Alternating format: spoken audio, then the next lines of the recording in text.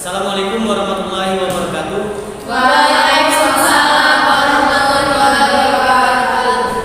Kami dari kelompok 4 yang beranggotakan saya Rafli Ardika, Saya Yulia Ikariana, Saya Ines Taskia, saya Wahyu Lestari, saya Adila Pratiwi. saya Rahman Wirmadani. Jadi guys, kan Cak yang diomongin Ibu minggu kemarin. Nah, hari ini kita tuh bakal ngebahas tentang diskusi statistik deskriptif.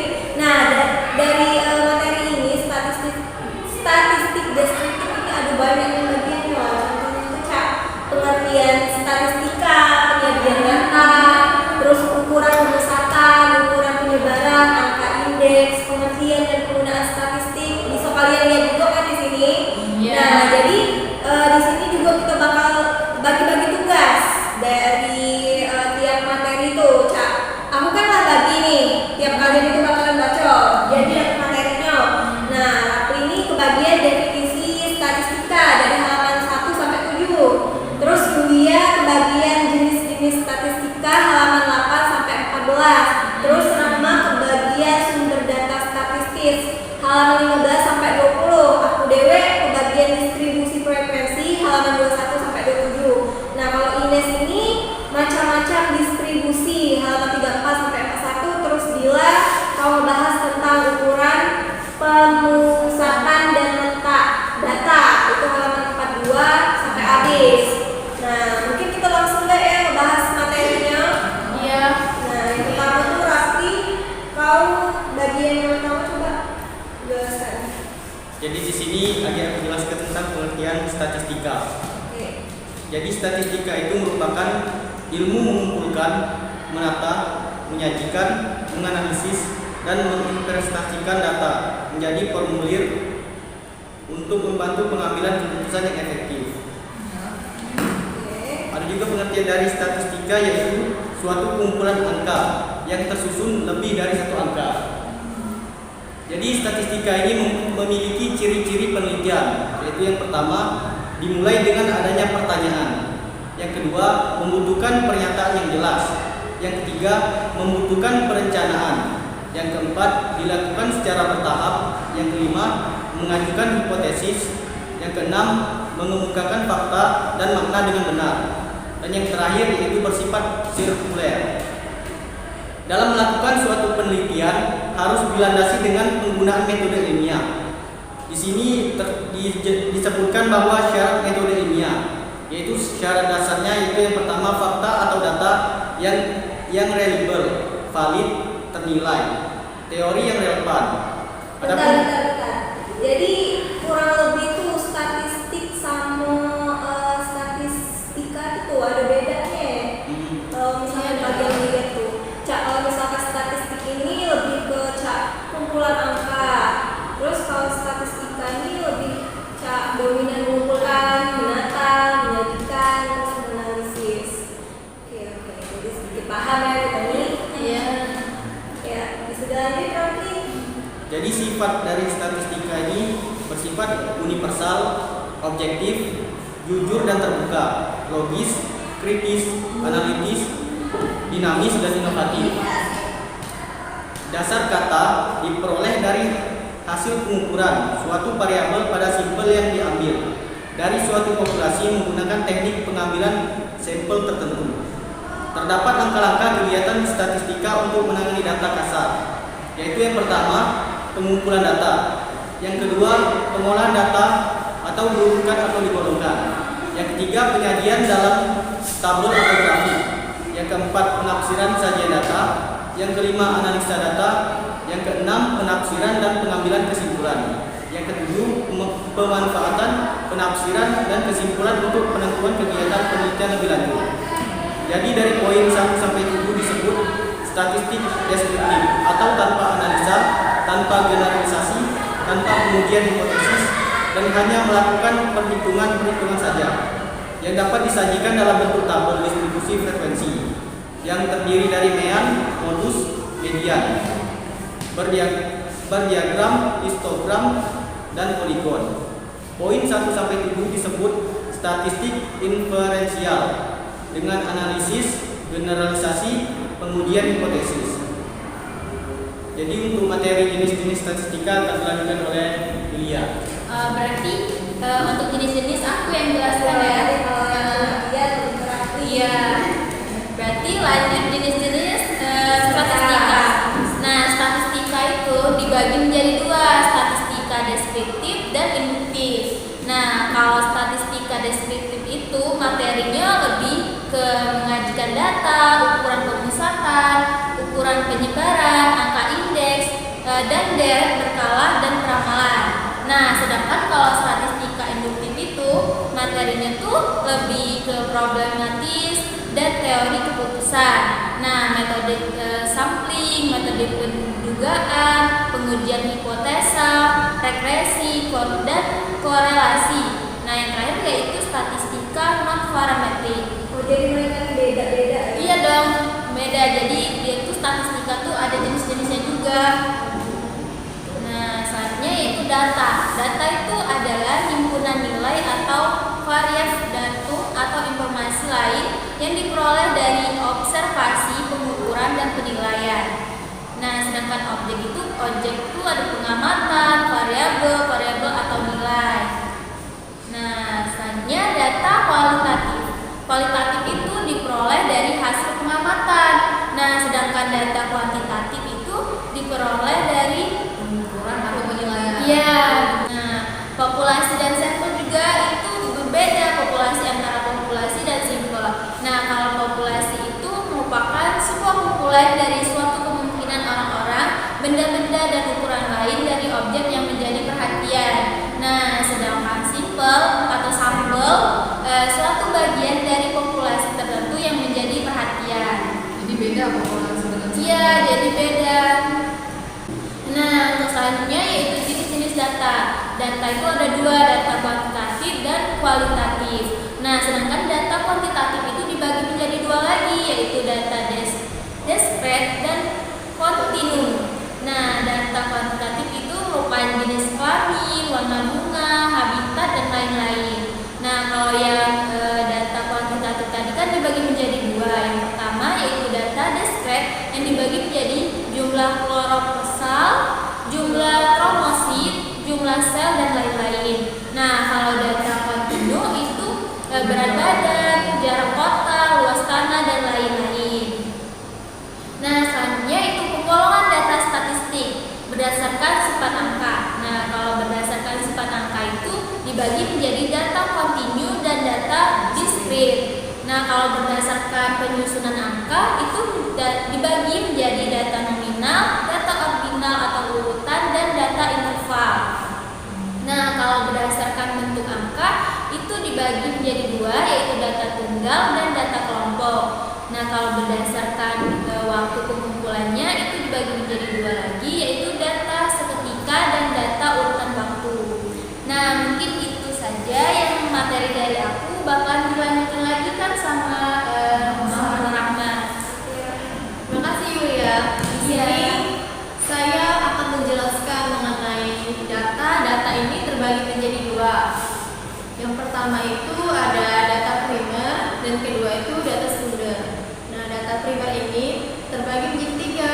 Yang pertama wawancara langsung, yang kedua itu wawancara tidak langsung, dan ketiga pengisian kuesioner.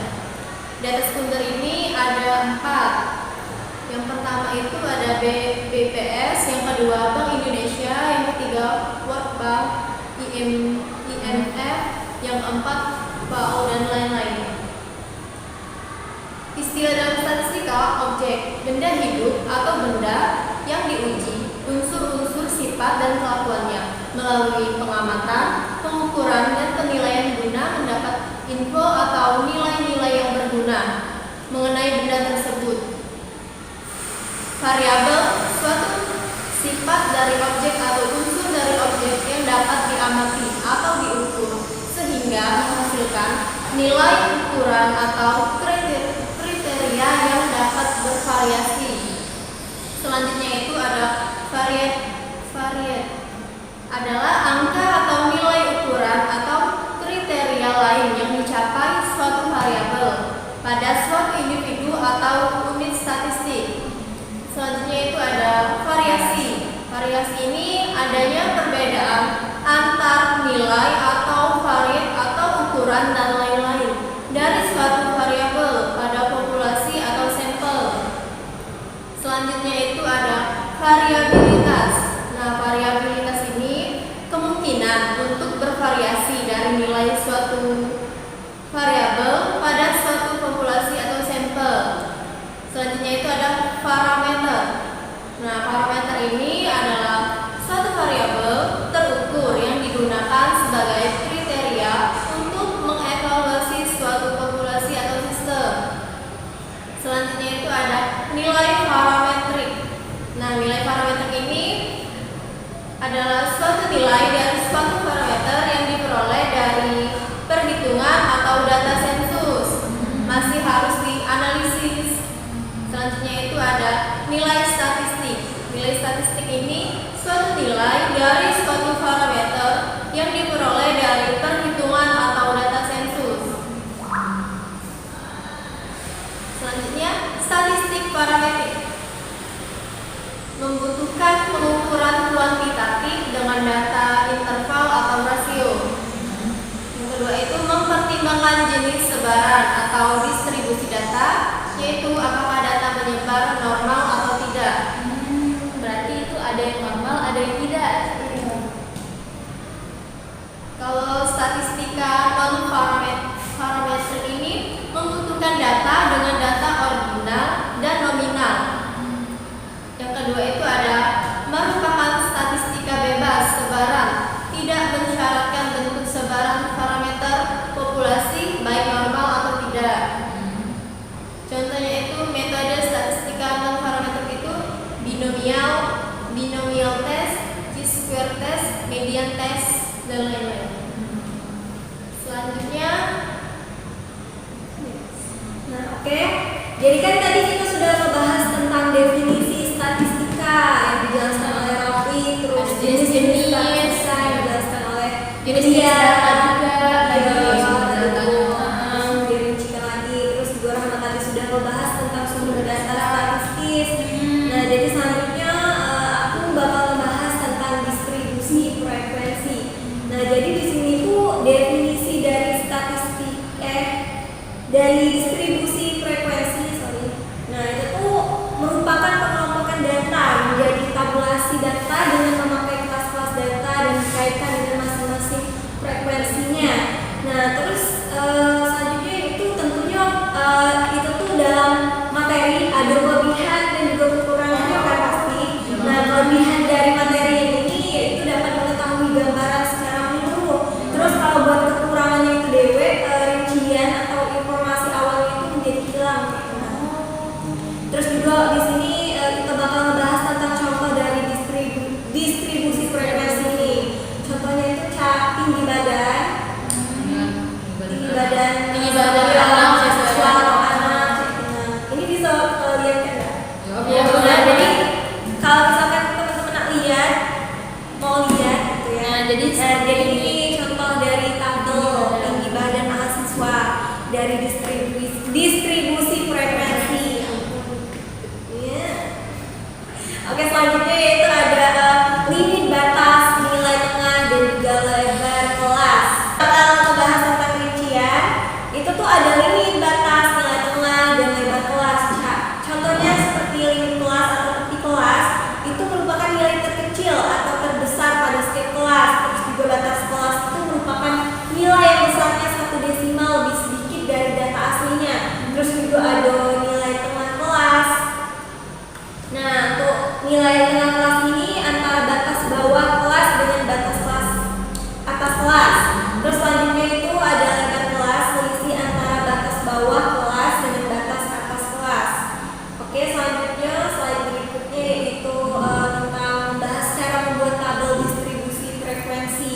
Yang tahapan pertama yaitu tentukan range atau jangkauan data atau R. Kedua itu tentukan banyak kelas atau K. Rumus Sturgesnya itu K sama dengan 1 tambah 3,3 log N. Dan ketiga yaitu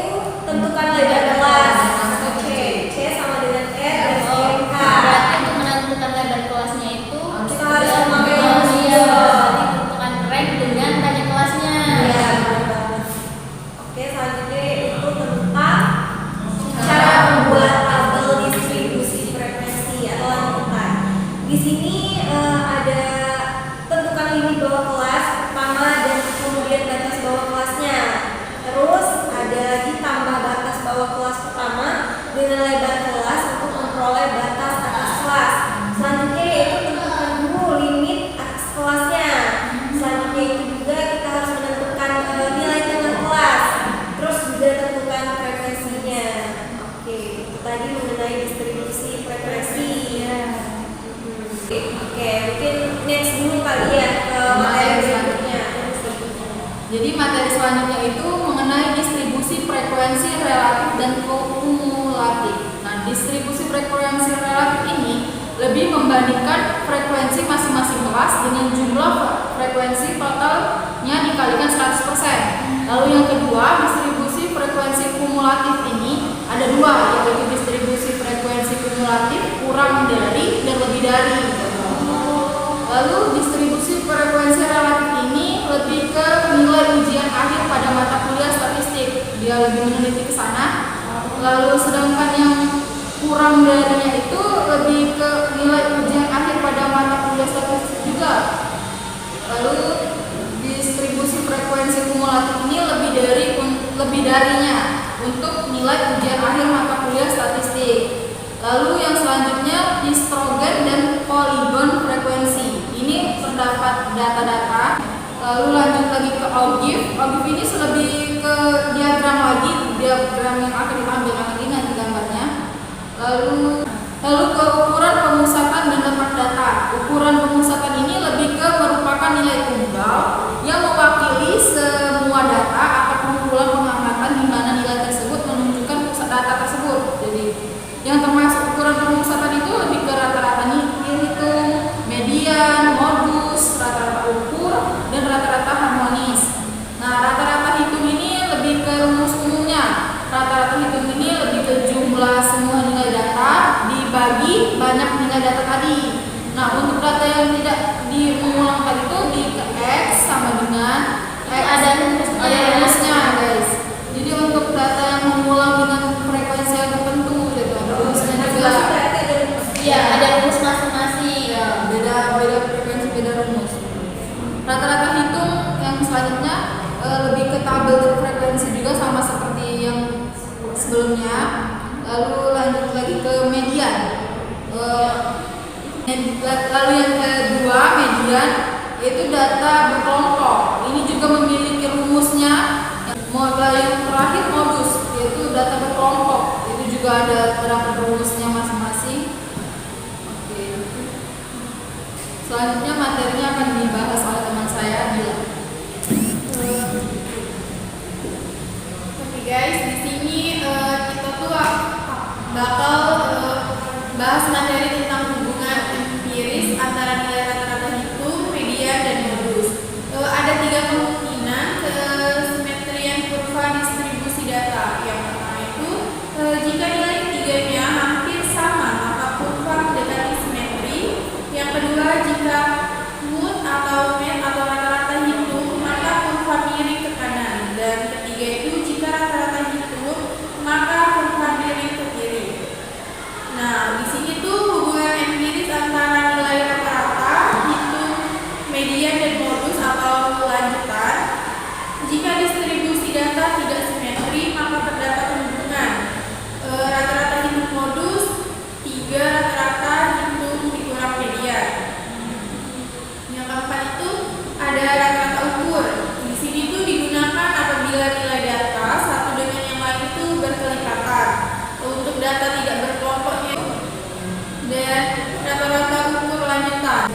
Yang kelima itu ada rata-rata harmonis.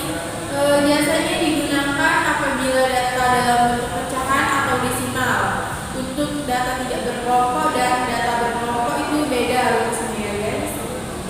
Rata-rata harmonis atau lanjutan itu contohnya sama seperti yang tadi itu, contohnya itu bertabel. Di sini ada kuartil, desil, persentil. Yang pertama itu kuartil. Kuartil itu adalah kelompok data yang sudah diurutkan atau membesar atau mengecil, dibagi menjadi 4 bagian yang sama besar. Ada 3 jenis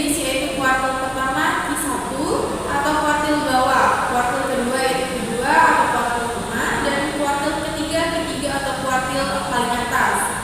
Nah, kuartil lanjutan untuk data tidak berkelompok dan untuk data berkelompok itu sama saja seperti yang tadi, ada dua rumusnya. Kuartil, desil, persentil lanjutan. 2 desil yaitu kelompok data yang sudah diurutkan besar atau kecil dibagi 10 bagian yang sama besar. Nah, di sini ada desil lanjutan sama seperti yang tadi, ada untuk data tidak berkelompok dan untuk data yang berkelompok. Contohnya sama, yaitu bertabel juga. Di sini yang ketiga itu persentil. Persentil itu untuk data tidak berkelompok dan untuk data berkelompok juga sama. Oke, jadi ini tadi kan sudah kita bahas bareng-bareng, sudah didiskusikan dari tiap bagian materi yang berjudul statistik deskriptif. Nah, tadi kan udah dijelasin, terus juga untuk contoh, terus tabel itu kan bakal kita tampilin ya. Ya. Nah, terus ya udah, jadi dicukupkan aja kali ya. Sampai di sini. Jadi diskusi ini kita akhiri baik kali ya, karena udah sore. Dari kelompok 4, mohon maaf jika ada salah kata, dan kepada Allah saya mohon ampun. Saya akhiri. Wassalamualaikum warahmatullahi wabarakatuh. Waalaikumsalam.